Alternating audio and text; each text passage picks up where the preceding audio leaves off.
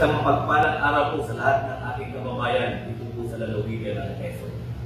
Sa patuloy nating pagsusumita na mapanatili ang mataas na antas ng disiplina, integridad at moralidad ng ating kapulisan dito sa ating lalawigan. Mahigpit natin sinusulong ang mga programang nakatuon sa moral and welfare, disiplina at malasakit para sa ating mga tauhan.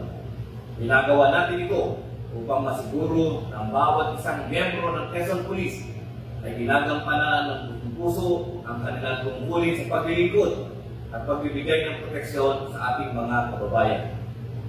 Ngayon pa man po, nakakalungkot at nakapanghihinayang na sa kabila ng lahat ng ating mga hakbang at inisyatiba, may ilan pa rin tayong kasamahan ang alay ng Quezon PPO na sumusuway sa ating mga alintulin at lumalabag sa batas.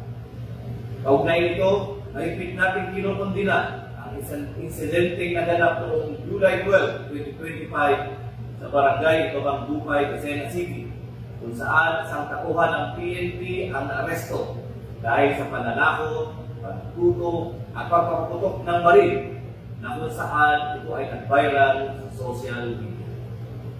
Sa ngayon po, ang nasabing pulis ay kasalukuyang nasa kustodiya ng Lucena City Component Police Station at sisiguraduhin ko po bilang inyong provincial director na siya ay mapaparusahan at tuluyang matatagdan sa serbisyo bilang pulis.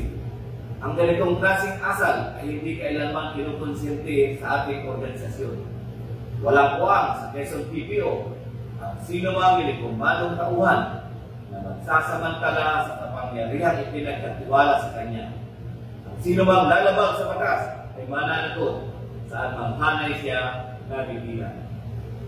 Last nating paabot sa publiko na ang Quezon PPO ay naninindigan para sa serbisyong may disiplina at integridad. Patuloy tayong maglilinis sa ating halay at titiyakin ang mga natitira ay yaong tunay na karapat-dapat sa pagtitiwala ng sambayanan.